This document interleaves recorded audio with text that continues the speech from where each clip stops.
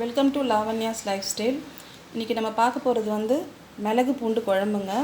அதுக்கு தேவையான அளவுக்கு நான் வந்து தக்காளி 2 எடுத்திருக்கேன். நல்லா பழுத்த தக்காளியாக பெரிய தக்காளியாக எடுத்துக்கோங்க. 2 தக்காளி எடுத்திருக்கேன். அப்புறம் வந்து மிளகு வந்து உங்கள் காரத்துக்கு ஏற்ற மாதிரி நம்ம சேர்த்துக்கலாம். பாருங்க, மிளகு வந்து நான் வந்து ஒரு 2 ஸ்பூன் கிட்டே இருக்குன்னு நினைக்கிறேன். அதை நான் சேர்த்துடுறேன். இது கூடவே வந்து பூண்டு பார்த்திங்கன்னா இந்த அளவு பூண்டு எடுத்துருக்கேன். தோல் எடுக்கலைங்க. நான் வந்து நல்லா மைய அரைச்சிட போகிறேன். அந்த பூண்டு சேர்த்துக்கிறேன். இப்போ வந்து தக்காளி கூட எதுக்கு நான் வந்து மிளகு பூண்டு சேர்த்து அரைக்கிறேன்னா, நல்லா வந்து உங்களுக்கு நல்லா மேஷ் ஆகிடும். பூண்டை வந்து நல்லா அரைஞ்சிரும், மிளகும் நல்லா அரைஞ்சிரும்.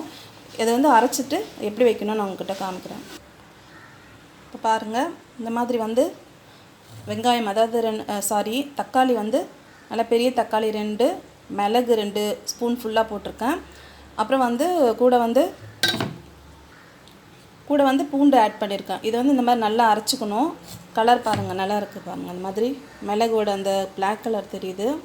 நல்லா இந்த மாதிரி அரைச்சிக்கோங்க. நம்ம போட்ட பூண்டு வந்து இந்த தோலெல்லாம் அதாவது வரக்கூடாது, அந்த அளவுக்கு நல்லா அரைச்சிக்கோங்க.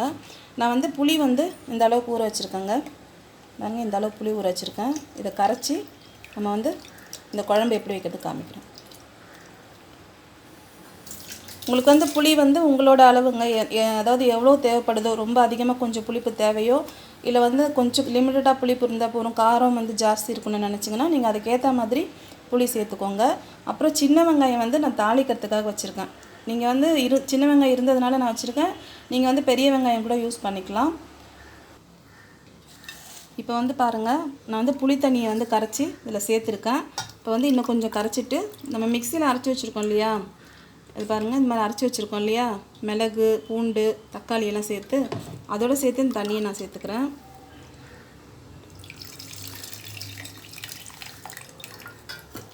இப்போ இதை அப்படியே மிக்ஸ் பண்ணிவிட்டு இதில் சேர்த்துக்கலாம். ஏன்னா மிக்சிலேயே வந்து பாதி தங்கிடும்.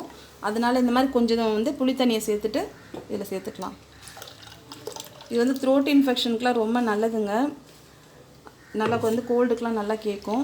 இப்போ வந்து பாருங்கள், இந்த மிளகு வந்து இந்த கலர் வந்து இப்படி தாங்க இருக்கும். ரொம்ப வந்து உங்களுக்கு ரெட்டாலாம் இருக்காது. ஏன்னா நம்ம வந்து இது பேஸே வந்து மிளகு தான் வச்சுருக்கோம்.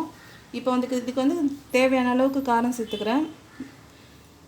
மிளகு ஏற்கனவே இருக்கிறதுனால காரம் போட்டுட்டு மிளகாத்தூள் போட்டுட்டு அப்புறமா செக் பண்ணிவிட்டு போட்டுக்கலாம். இப்போ பாருங்கள், இதில் வந்து நான் வந்து 1 ஸ்பூன் மிளகாத்தூள் போட்டிருக்கேன். எனக்கு வந்து காரம் வந்து இன்னும் கொஞ்சம் தேவைப்படுது. நான் அதனால் வந்து இன்னொரு ஸ்பூன் சேர்த்துக்கிறேன். இன்னொரு ஸ்பூன் போட்டுட்டு கல் உப்பு சேர்த்துக்கிறேன். நான் இன்னும் உப்பு சேர்க்கலை. கல் உப்பு வந்து இந்த அளவுக்கு எவ்வளோ தேவையோ அந்த அளவுக்கு சேர்த்துக்கலாம். இது நல்லா கரைச்சிருங்க. நம்ம அரைச்சதையும் போட்டு இதில் கரைச்சிருக்கேன் நான், புளி தண்ணி கூட சேர்த்துட்டு. தக்காளி அரைச்சதுனால தனியாக நீங்கள் சேர்க்க வேணாம். இப்போ மிக்சியில் வந்து இது வேஸ்ட் ஆகாமல் கொஞ்சம் தண்ணி சேர்த்துட்டு இதை ஊற்றிக்கிறேன். அவ்வளோதாங்க. இப்போ காரம்லாம் கரெக்டாக இருக்குது. எனக்கு இந்த மிளகாத்தூள்லேயே வந்து மஞ்சள் இருக்கிறதுனால நான் இதில் மஞ்சள் எதுவும் சேர்க்கலை. இது வந்து இப்போ எப்படி தாளிக்கிறதுன்னு பார்க்கலாம். இதில் வந்து தேவையான அளவுக்கு வந்து நான் எண்ணெய் சேர்த்துருக்கேன். நான் வந்து கடலெண்ணெய் சேர்த்துருக்கேங்க. உங்களுக்கு வேணும்னா நீங்கள் நல்லெண்ணெய் கூட சேர்த்துக்கலாம். இப்போ கடுகு சேர்த்துடுறேன். கடுகு பொரியட்டும். இப்போ கடுகு பொரியுது. கொஞ்சம் சீரகம் சேர்த்துக்கிறேன். இதோட சீரகமும் நல்லா பொரியட்டும்.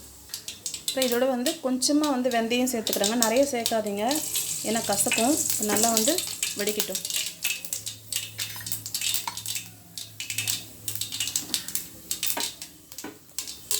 இப்போ நல்லா வெடிச்சிருச்சு. இப்போ நான் இந்த சின்ன வெங்காயத்தை இதோட சேர்த்துக்கிறேன்.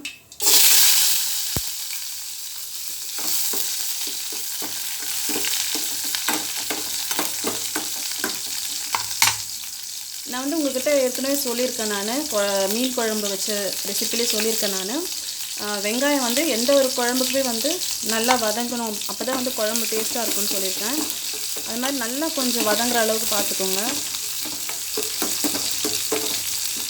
அந்த மண்பானை மீன் குழம்பு வந்து உங்களுக்கு அந்த வீடியோ வேணும்னா நான் டிஸ்கிரிப்ஷனில் கொடுக்குறேன், பாருங்கள்.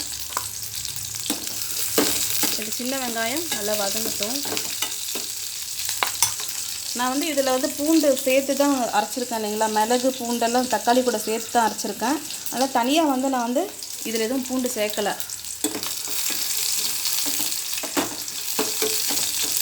நீங்கள் நல்லெண்ணெய் வேணால் சேர்த்துக்கோங்க. ஆனால் கடலெண்ணெயும் டேஸ்ட்டாக இருக்கும் இதுக்கு. இந்த மாதிரி வெங்காயம் நல்லா வதங்கணும். இது வந்து த்ரோட் இன்ஃபெக்ஷனுக்கு அப்புறம் கோல்டுக்கெலாம் ரொம்ப நல்லா இருக்குங்க. அதாவது இது சாப்பிட்டா நமக்கு வந்து கொஞ்சம் ரிலீஃபாக இருக்க மாதிரி இருக்கும். இஞ்சும் சேர்த்துக்கலாம். ஆனால் வந்து நான் வந்து சுக்குலாம் வந்து அந்த மிளகாத்தூள்லேயே போட்டு அரைக்கிறதுனால நான் வந்து இதில் இஞ்சி எதுவும் சேர்க்கலை. இப்போ இந்த குழம்பு சேர்த்துக்கலாம். இது வந்து குழம்பு கூட்டி வைக்கிறதுன்னு சொல்லுவாங்க, இந்த மாதிரி கரைச்சி வைக்கிறதுக்கு பேர். இதை சேர்த்துக்கணும்.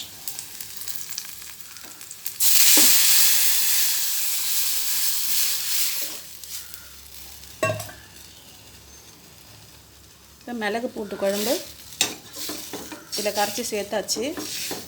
நீங்கள் இந்த மாதிரி மெத்தடில் நீங்கள் கரைச்சி இந்த மாதிரி அதாவது மிக்சியில் அரைச்சிட்டு இந்த மாதிரி வந்து புளி தண்ணியோட கரைச்சி வச்சு பாருங்கள். இந்த டேஸ்ட்டு கண்டிப்பாக வந்து உங்களுக்கு ரொம்ப டிஃப்ரெண்ட்டாக இருக்கும். நல்லா டேஸ்ட்டாகவும் இருக்கும் உங்களுக்கு ரைஸில் போட்டு சாப்பிடும்போது. இதை அப்படி கொதிக்கிட்டோங்க. நம்ம லிட் போட்டு மூடிட்டு பார்க்கலாம். இப்போ பாருங்கள், நல்லா வந்து குழம்பு கொதிச்சிருச்சு. நான் வந்து இதை கொஞ்சம் டேஸ்ட் பண்ணி பார்க்குறேன்.